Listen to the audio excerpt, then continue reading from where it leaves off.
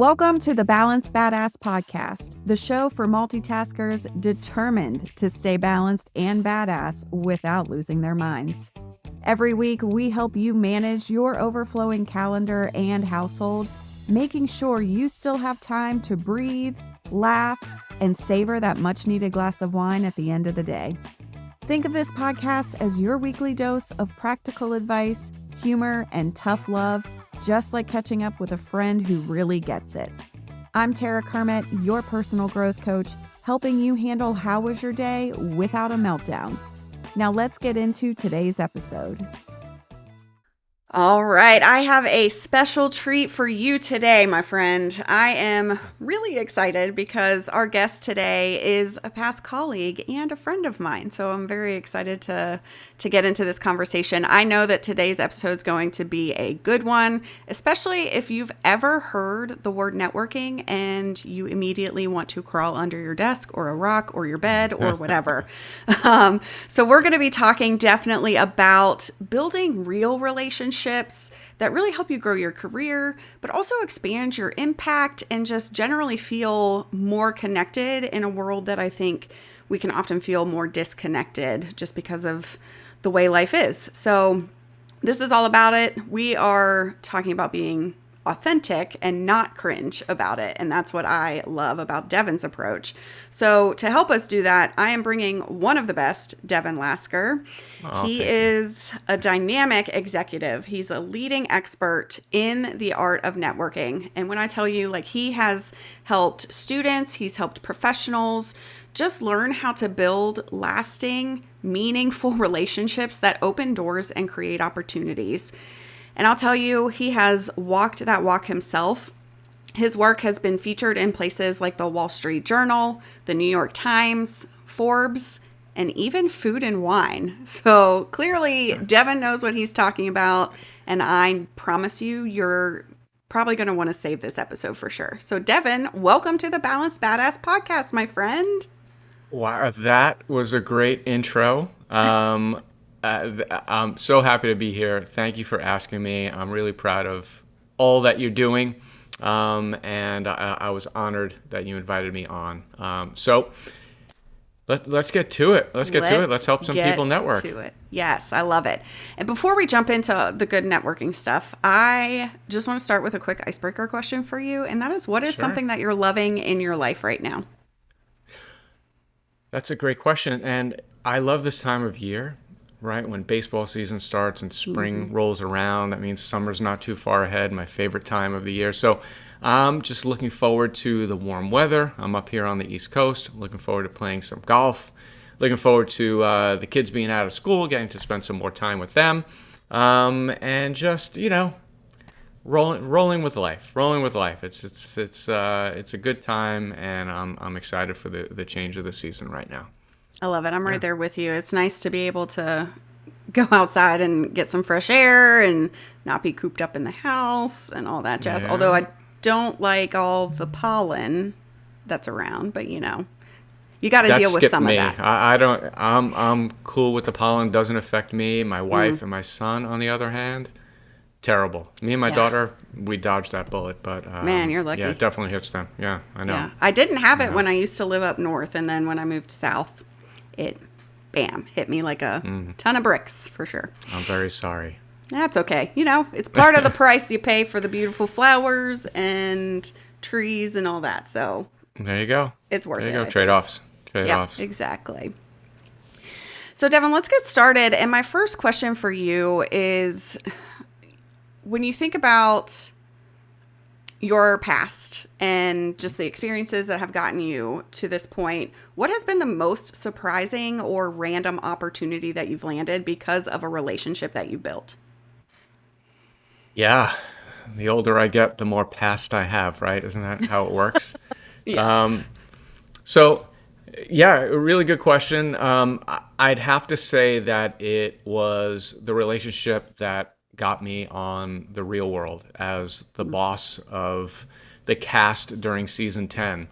And if there's a thing or a situation that describes networking, this is it. And one of the keys of networking that I talk about all the time, and that's one key part is keeping your relationships warm. And of course, we could get deeper into that. But it was early in my career. I was a few years into my career, and I decided to try out for the real world. I don't know why. On a whim, decided to try out for the real world. I knew they were filming in New York. I made myself an appointment. I went over to MTV Studios in Times Square, stood online, went in, auditioned. Whether I got it or not, I wanted to, obviously, but my main goal was I wanted to meet the creators of the show. And I did. I met both creators of the show, and I got their business cards.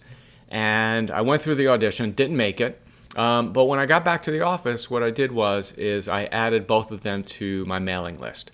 And I was at Arista Records at the time, and we had tons of hits. This was, in the 90s, late 90s. And the way it worked was every time we had a new record that came out, the people on my mailing list would get sent that CD. And there was a little note in there that said, "With my compliments, Devin."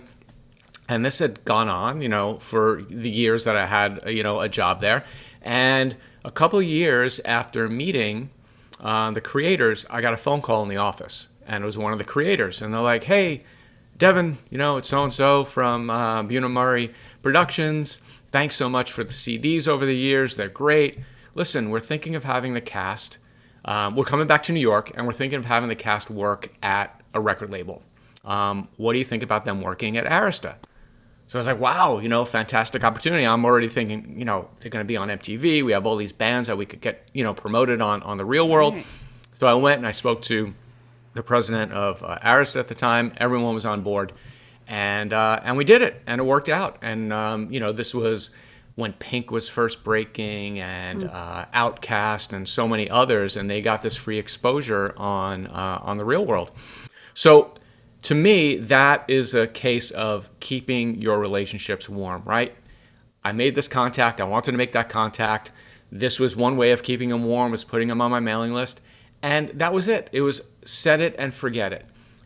And it came back to me, right? And that's the whole idea about keeping your relationships warm is I like to talk about you don't want to just collect connections, right? You don't want to be on LinkedIn and be like, "Oh my God, I have 2,000 connections," and talk to none of them, right? It's like having a library full of books, but you don't read it. It's kind of useless, right? So having 2,000 connections and not keeping them warm means nothing. You have to maintain those relationships. And, we could talk about different ways that I do it. But to answer your question without getting too verbose, that was the most unique situation and outcome that came from networking, for sure.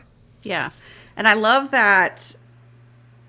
I always love that story when you share that. And what I like too is that it was something so simple of sending a CD out. I mean, obviously now we don't really send CDs, but there's something. What's a CD? What is a CD? Yeah, a lot of people probably don't know. But I think that's the point is you can find something very simple, and it came from a genuine place. Like, sure, you had intention of meeting the creator and wanting to have that relationship, but you were also just wanting to have some goodwill there. And I think you talk a lot about that too, is that it has to come from an authentic place with that relationship building. Absolutely. I mean, the key to networking for me is having a selfless attitude towards it. A lot of people think, all right, I'm going to start networking because, I need things. What could this person do for me? How could they help me? And that's the exact, in my opinion, in my experience, that's the exact wrong way to go about networking. Networking should be about how you could help other people selflessly, not looking for things in return. And you could do it in a variety of different ways. If you're on LinkedIn and you see a friend of yours is looking for a graphic designer, make that, and a graphic designer and a good graphic designer, make that connection with no expectation of anything in return. Just do it. Don't call up your graphic designer friend and say, "Hey, someone's looking for a graphic designer. I'm going to recommend you, and whatever happens, give me 10%. Look, you could do business however you want to do business. That's not how I do it, right? That's the selfless way that you should go about networking, because it will come back to you, right? And I say this, the Beatles have a famous song, and it ends with, "And in the end, the love you take is equal to the love you make. And that's really how I view networking. The more you give, the more you get. And that's what Paul was talking about in that line. And that's how I firmly believe you get the most out of networking. Yeah, I agree. I think, and I mentioned earlier in the introduction that a lot of people, and I was even in this camp as an introvert and someone who does not like to be out in crowds and that kind of stuff. When I used to hear the word networking, I mean, it would bring up a lot of anxiety in my body and all that. And so I would avoid it kind of like the plague. And, I like to think of it now as relationship building, and that having that perspective and that mindset shift really helped for me. Now I'm curious for you, like, what do you think we as people get wrong about networking, and how would you define it? How do you define it for yourself? Yeah, I mean, I define it the same way you do, and that's what I tell people also. If the term networking bothers you, forget about networking and think about it as relationships. All you're doing is forming relationships, right? And people are forging relationships all the time, right? Students are doing it with their fellow students, with their teachers, professors, whatever it is, you're doing it with your colleagues. You're building these relationships without any effort, without knowing that you're doing it. It's when you put that, oh my God, I'm now building something. I know it's the same thing. It's the same thing. So my advice is that little shift of a mindset could certainly help you. And I always say start to have low risk conversations, right? If you're worried about an upcoming networking event, how am I going to talk to people? Don't make that the first time you go out and venture to talk to people. Talk to a cashier, right? Talk to the barista in Starbucks. Just get used to talking to people. So I think that's a great way to get over that hump and fear. I also would recommend that people stop giving a shit what people think about them, right? Yes. The biggest change in my life, the biggest change was when I stopped caring what other people thought about me, right? And I know it's difficult, especially when you're younger, and I'm talking to my kids about this, and they're teens in high school. That's peak I care what people think, right? Yeah. But as you get older, stop it. The spotlight effect. I don't know how familiar you are with the spotlight effect, but that there was a study done, and not to get long-winded about it, but they try to put someone in an embarrassing situation, and then they asked that person, how many people do you think noticed you wearing this T-shirt? And it was a T-shirt of Barry Manilow on a college campus, right? And the people that had the T-shirt said, oh, at least half the people, 50%. It turns out only 25% saw and took note of that. So that tells you that people are thinking about you much less than you think they are thinking about you, right? It's like this ego thing. You're thinking about something, so everybody else must be thinking about the same thing. But that's not true. So really try to flip that switch and not care what people think, because most of them aren't thinking about you at all. Yeah, when I turned, it was amazing. I started not caring like in my 30s, but man, when I tell you, when I turned 40, it was like a whole switch, and I don't give a damn what anybody thinks. Like, Yeah. I just don't care. I'm going to do me. I'm going to do what's important to me. And you bring up such a good point that study is really interesting. We're all so focused on what other people are thinking about us that we're not paying attention to what other people are doing. We actually are spending more time just worried about that than actually focusing on even anyone else, because you're so 100%. Focused on being worried about that. So I think it's really interesting that that's a perspective, but I think that that's a good point about just don't care, because that's a lot of the networking, I think, and the anxiety comes from the worry that you're going to say something wrong or look like an idiot or whatever. For sure. But who cares? And who cares? Who cares? And, there's something that I call the spotlight reversal, right? And that's just a little trick where instead of thinking everybody's thinking about you and you're going to walk into this room and all of a sudden that spotlight's on you, go into that situation thinking how I could help someone else, right? So the next time you go to an event, instead of like, oh my God, I'm walking in, whoop, here comes Devin. No, I'm walking in with a mission. I'm going to find 3 people and I'm going to figure out how I could help them. So that immediately takes that spotlight off of you and puts it on other people, and it gives you a mission to accomplish during that event. And it helps, I think, automatically to shift that narrative from kind of the networking preconception sure. to that relationship building. Definitely. I like that. I love that. Definitely. Thank you. So I talk a lot on this show, obviously, about burnout. That's kind of my area. I talk about misalignment too a lot. And I know that you've worked with a lot of people who've completely transformed their careers through connection, through networking, through this relationship building. Why do you think so many of us overlook this kind of power play that we can put into place when we're stuck in that burnout, when we're ready to make a move? Why do you think that there's that blockage for us? Well, I mean, I think it could go all the way back before that person was ever even blocked, right? They don't teach networking as far as I know, right? You don't learn about networking in high school or college. Maybe there's a random course or something like that, but it's not, when they talk about how you could be successful, there are so many other things that they teach you, in business school or whatever it is. But networking goes under the radar. You're kind of there to figure it out yourself, right? So they might not know in that situation that, hey, I should utilize my network.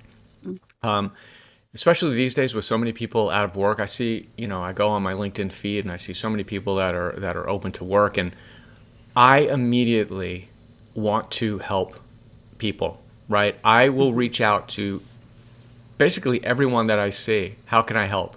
If there's a company that I'm connected to, reach out to me. Depending upon my relationship with that person, I will make an introduction, right? So it's coming from this place. It's coming from an outsider in, but I really do think that people should start considering, hey, this isn't an embarrassing situation, right? This is happening to a lot of people. I need to rally the troops around me and figure out how I could utilize my network. And hopefully, they've really gotten so much goodwill over the years because they were selfless and they kept their relationships warm, that now's the time where it's time to take that deposit out from the bank and be like, okay, now's the time for help.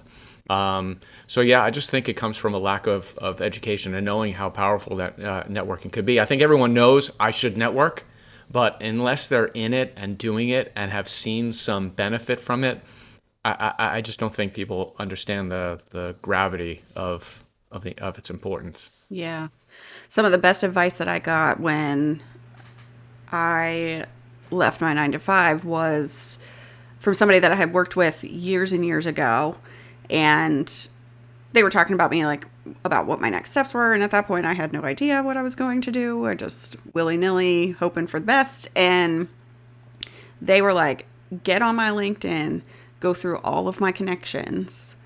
Yep. If there is 1 or 2 or however many that you're interested in, send me that list and what kind of why you're interested in that connection. And I similarly will make that connection for you. And that was That's really great. Helpful for me because I didn't have to ask for the help. I think that that's where some people struggle too, is we don't like asking for help and it doesn't feel comfortable sometimes, but that person just automatically offered. So I think that that's a great point about also thinking proactively for others too. Like if you're seeing those open to work, to really reach out to those folks and offer a way to help, not just how can I help, but here is how I can help. Sure, absolutely. And, and to your point about how to ask for help, there's something called the Ben Franklin effect. And it's also a study that says if you ask for advice, it makes you likable, right? Because you're coming to this person and you're trusting them, right? All of a sudden, you're looked upon differently to that person, right? So you should never be afraid to ask for advice or ask for help, because psychologically, it's making you more likable to that person. And in turn, they are going to want to help you because now you're likable and trustworthy and all that. So that's something that I learned recently over the past couple of years, that this there's actually a term for that. And I thought it was really interesting. And, I like to point that out, that if you're afraid, don't be afraid to ask. It's actually a good thing for you. Yeah. It makes sense too, because when I think about even just leadership, like vulnerability is such an important piece to that, and that builds trust. And so therefore asking for advice, it makes sense why that would build trust and increase kind of your perception in others' eyes. Sure. Let's talk about the logistics of how to do this, because you mentioned like this isn't really something that's taught much. If it is, it's covered.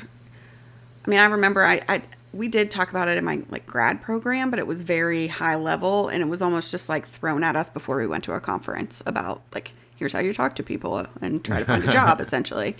But let's say like if someone has 15 minutes today just to work on their networking, what could they do right now without having to maybe go to an event or do a email blast or connection request blast to like 20 people on LinkedIn?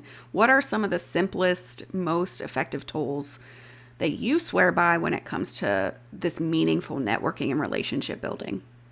Yeah, sure. I mean, there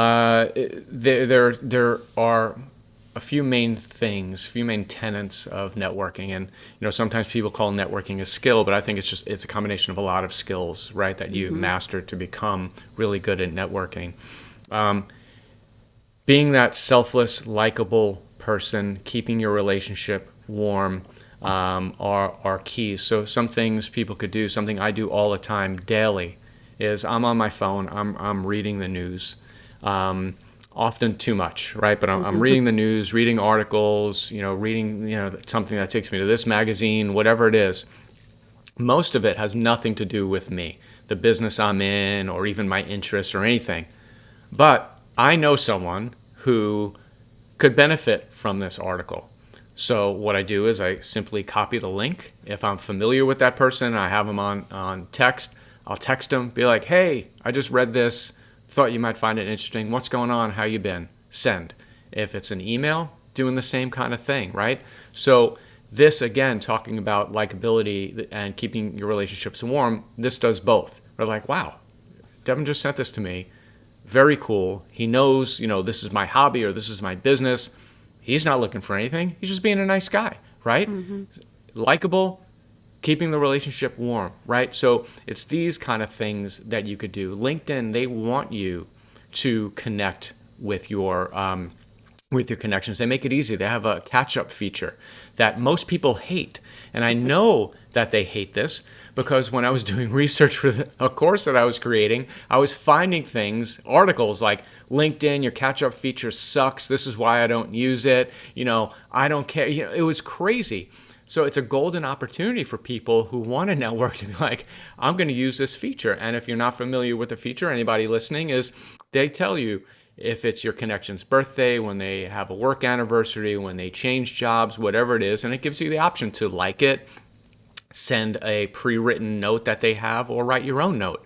And there are varying degrees, right? Liking it is great, but it's also lazy. It's not as lazy as not, acknowledging it, but, like it, send a note. Don't send the note that says, hey, congrats on your work anniversary. Again, that's better than no note, but take 5 seconds and write something personal. Be like, oh my God, this is so amazing. Congrats. I remember when you first started here. Boom, right? And do that. If you have 15 minutes a day, 10 minutes a day, think about how many of those, if you go through your LinkedIn feed, how many of those you could keep replying to. And that's another connection warm, some more goodwill, more likability. So those are a couple of things. And there are a million. You might find something that works for you. But as long as you're doing it, and you're doing it in a selfless manner, it's going to come back to you tenfold, for sure. Yeah. You opened my eyes to that feature of LinkedIn, because I honestly had never really noticed it until you talked about it at some point. I don't know when it was, when we were working together or in your course, but I was like, oh crap, like I have never paid attention to that. So now I make it an intention to go and check it at least every morning just to see what's going on. Sometimes I comment, sometimes I don't. It just kind of depends on who the person is too, because I don't want to Sure. be a little too random and be like, oh, we haven't talked in, 25 years, but here we are. But I'm glad you're doing that. That's great. Yeah, so thanks for that tip. That was really You're welcome. a very helpful tip. I also think like the articles, I like to send podcasts because that's usually what I'm listening to, or podcasts, and I'll send episodes to folks. I feel like that's your modern day CD that you're mailing out now. Definitely. Oh, absolutely. For sure. For sure. Yeah. As long as you're having those touch points and checking in, it really doesn't matter what you're doing what you're doing, as long as you're doing it. Yeah, you never want to be that person like like you just said. Oh, I know we haven't spoken in 25 years, but I need, I hate to ask. I know it's been so long. It's uncomfortable, right? It's uncomfortable for that person to receive it, and if you have any self-awareness, it should be uncomfortable for you to send. So sometimes it's unavoidable, right? You can't be in contact with everyone all the time, right? Sometimes that be like, oh my God, that's the one person that I haven't touched base with. But you want to try to avoid that as much as possible. Yeah.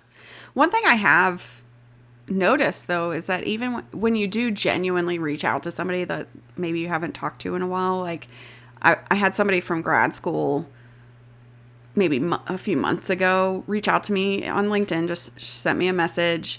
And she was just, all she said was, you look the exact same as when you were in grad school. And that, thanks, because I appreciate that, because it's been a while. But that warmed up the relationship again. Like, we haven't talked literally since the day we graduated in 2008, probably. But now we communicate every few weeks. Like, we just check in with each other, see how things are going. And that made me feel so good to just have her back in some sort of circle and conversation. Sure. That's all it takes. It's not difficult. Look, if I'm good at it, it's not difficult. Trust me. Trust me. It's not difficult. It's just being a kind, good person, right? And that's it. That's great. That was a perfect outreach. That was a perfect outreach. Yeah, I loved it. Well, let's say, so you just said, if I can do it, pretty much anybody can do it. Absolutely. You have really built your career and your reputation through connection. I mean, just example after example, I feel like, of how this can really work. And if someone were to try to reverse engineer your networking style, what do you think would stand out? What are some key things that would stand out? Yeah, I love that question. I just said it right before. I just try to be a nice, kind person, right? I try to be a fun colleague, right? I like to be the person in the meetings that cracks the joke, that is an icebreaker, that is, self-deprecating, right? I can't tell you the amount of times that I've referenced my lack of hair on a call with complete strangers to just disarm everyone, right? So it starts with that. It starts with likability. And, if you want to set someone up on a blind date, you're not going to set them up with a jerk, right? Same thing with networking. No, someone might have to work with you, if you're on the same team or whatever, you might have to work with this person, but you're never going to refer them if they have a specialized skill. You're never going to refer them for a job or anything like that. First and foremost, you want to be a good person. You want to treat others with respect. You want to follow the golden rule, and it makes sense to do that. But you'd be surprised, or maybe not surprised, how many people just don't follow that anymore. Everyone's out for themselves. Everyone wants to just get ahead and step on other people and all that other stuff. Just don't do that. So the first part of reverse engineering, why I believe, I'm successful, it gives this appearance that I'm successful in networking, and I thank you for saying that, is because I try to be a nice person first and foremost. And then, coming back to keeping the relationships warm. I am not into just collecting relationships just to collect them, right? And if you're part of my network, you're part of my network for a reason. We've had some interaction, right? This isn't Instagram or TikTok where I'm worried about how many followers I have, or I don't care. If I had 5 connections and I was able to utilize those connections, that's more valuable to me than having 1,000 and not talking to anybody, right? And another thing is, like I said, stop caring what other people think and just have conversations with everyone. I talk to everyone. Random people I meet in the store, cashiers, if I see someone I was in Costco recently, and this woman was walking by, an older woman, she was probably in her late 60s, 70s, and she had this amazing hat on. It was like furry and this and that, and we were walking on opposite sides. We were walking towards each other, and I just said to her, "Oh my God, I love your hat. That looks like so much fun." And she stopped, and she smiled and looked at me, and that was it. They were sampling like quesadillas or something over there, so I didn't want to stop and talk because I was hungry. Gotta get the quesadilla. That's right. I could have definitely had a conversation with her if I wanted to. It's so simple. It's so simple. People complicate it, and it's really not that complicated. So, long-winded response, and my apologies. Be likable. Be the person that people want to work with and associate with. Be selfless, and have conversations. Have conversations. That's a good starting point. Yeah. And once again, you never know where it's going to lead. You never know where Right. those conversations are going to lead, right? That barista at Starbucks that you see every day that you've been ignoring, their mom or dad might be the head of HR for Google. You don't know, right? You don't know. And you don't want to go into a conversation looking for an outcome. You just want to have these conversations, right? And you want to form these relationships. And then if they come back to you, great. If they don't, you've had a nice conversation, you have a new relationship, but you're never going to know unless you take that first step and just open up. Network just to network. Don't network for an outcome when you're first starting. Yeah. And even ever. Yeah. I think the whole just be a good human, like we forget about that piece and how important it is to networking. Like you talking about, you never know what it could lead to. A few months ago, I had an RA. So I worked in residence life, had, lots of RAs. I've worked with a lot of students, in my career, but I had an RA. I haven't talked to him in years. He texted me and he was like, "I hope this is still your number." And he had seen what I was doing on LinkedIn work-wise, and he was planning a conference for teachers. And he was like, "I would love for you to come do a breakout session." And I was like, wow, that is amazing, and Awesome. felt completely out of the blue. But it just goes to show, he was like, "I always liked working with you. You were fun. Like, we had a good time. I'd love to be able to help you out in this time." And I'm like, wow, that's a warm, awesome. fuzzy moment. That's awesome. And if you weren't that nice person or fun to work with, Right. he never would have reached out to you, right? You know, Yeah. we do this exercise sometimes when I'm doing these networking events and seminars. The first thing I do is ask the viewers, and if you're watching this, you want to do it now, to just pick up their phone, open up their text messages, and scroll to the very, very, very bottom of your text messages. Why? Because if they're at the bottom, these are people that you haven't spoken to in a very long time, right? So you could go, it could be a year, it could be 4 years, right? Open up that thread and say, "Hey, so-and-so, you just popped into my head," right? Maybe you could reference something that made them pop into the head, or reference something from before. Just wondering how you're doing, check in, let me know what's going on, and hit send. For some people, this is like, "Oh my God, I can't do that. That's crazy. That's great." But just do it. Just do it. If they don't respond, it'll be just as if you didn't text them, but you never know where that conversation is going to lead, right? So do that a few times. Pick 3 people every day from the bottom of your text folder and reconnect. You've texted them before. You've texted them for a reason. It stopped for whatever reason. Obviously, stop for a bad reason, don't do it. But I just think that's an easy way to reconnect, and you're living proof that it works. Yeah. I love that too, because that's a quick, tangible thing that folks can do right after or even while they're listening to this. So that's really great. Awesome. Yeah. Well, Devin, I know we are getting to time, but I have one more question for you. And I ask this of everybody. And this question is, because the podcast is all about being a balanced badass, right? I want folks to live a balanced life while not sacrificing being a badass at it. How do you define being a balanced badass in your own life? Well, that's besides the networking for me, that's kind of I designed my career when I had kids.